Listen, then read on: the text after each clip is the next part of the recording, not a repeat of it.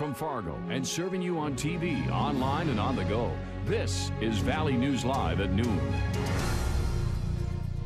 The iconic Full Throttle Saloon in Sturgis, South Dakota went up in flames overnight. Hi everyone, thanks for joining us this afternoon. I'm Lisa Badeau. The fire destroyed the popular Sturgis Saloon that billed itself as the world's largest biker bar. Firefighters tried to get inside, but heat and smoke forced them to battle the blaze from the outside. The building was completely on the ground by 3 a.m. No one was hurt. The bar, which featured such amenities as zip lines, musical stages, and even rental cabins, had been the subject of a reality TV series. The cause of this fire remains under investigation.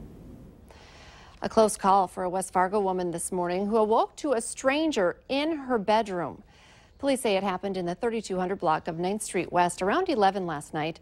The woman escaped through a second-story window. A neighbor helped her get down to the ground. A canine search of the area did not pick up a scent. The suspect is described only as a white male. A similar scare at NDSU this weekend. The university put out an alert after a student woke up to a stranger inside her dorm room. The victim, who lives in Severinsen Hall, says the person ran out of the room when she woke up. Authorities say the suspect is described as between 6'2" and 6'4", with a thin, muscular build. He had a mohawk-style haircut with frosted tips. The Minnesota dentist who killed Zimbabwe's Cecil the Lion returned to work this morning. Dr. Walter Palmer didn't say anything as he walked into his dental practice in Bloomington, surrounded by cameras. A handful of demonstrators shouted at him, and some people posted notes to Palmer on the front door of the building. Palmer is a big game hunter who killed the beloved and colored lion known as Cecil. He has been out of the public eye since news of the killing broke, sparking international outrage. A former Moorhead hockey player is in trouble again, this time arrested in Otter Tail County. Jacob Dittmer is being held for charges related to drinking and driving. We told you about Dittmer back in June for apparently climbing into a 14-year-old girl's bedroom window. He's facing charges for allegedly having sex with the underage girl and is due in court later this month. Dittmer was the goalie for the Moorhead Spuds hockey team. He had also been drafted by the Minnesota Magicians of the North American Hockey League prior to these allegations.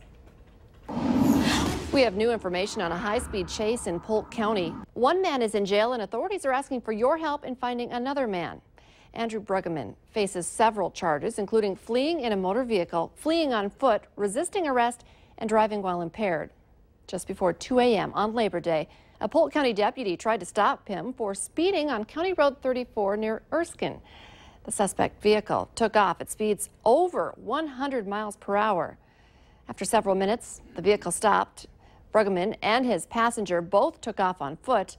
A deputy was able to arrest him following a short struggle, but the passenger is still on the loose. If you have any information, please contact the Polk County Sheriff's Department. That number is 218-281-0431.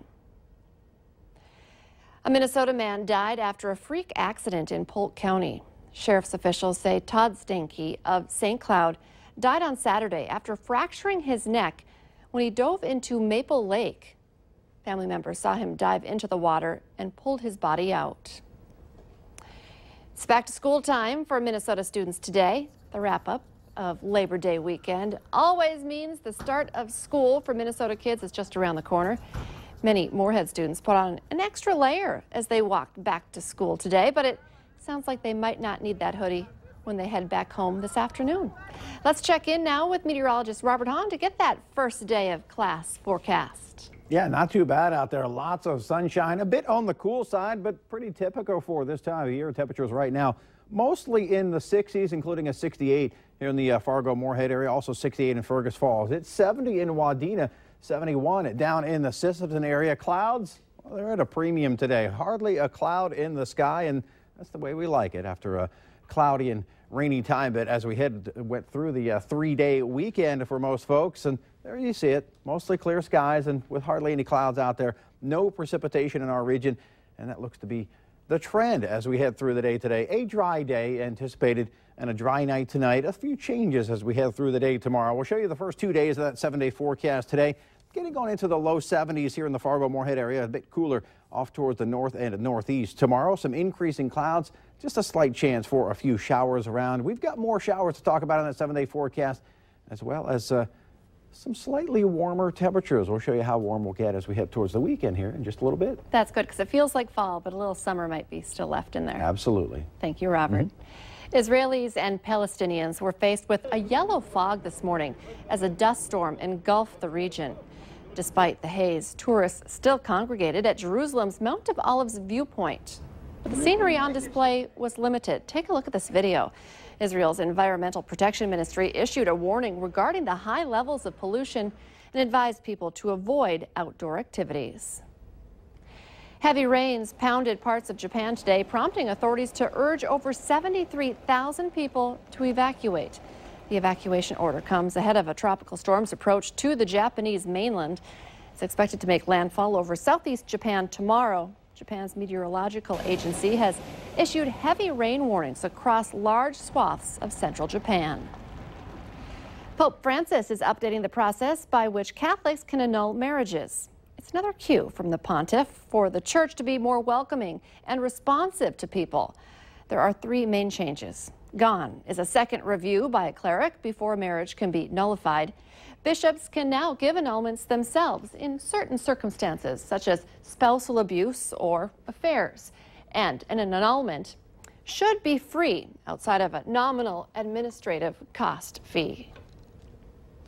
Actor Martin Milner, who projected clean-cut integrity through car windshields on 60s TV hits Route 66 and Adam 12, has died.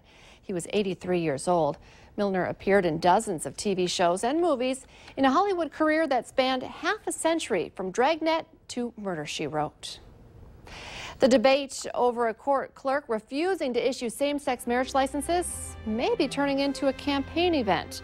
Ahead at noon, why some presidential hopefuls are heading to Kentucky. But next, weather to plan our Tuesday, back to school and work. It's a short work week. We'll check in with Robert Hahn.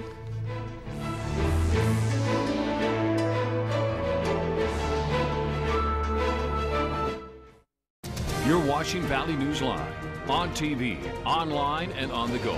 Always on, wherever you are, whenever you need to know. Valley News Live.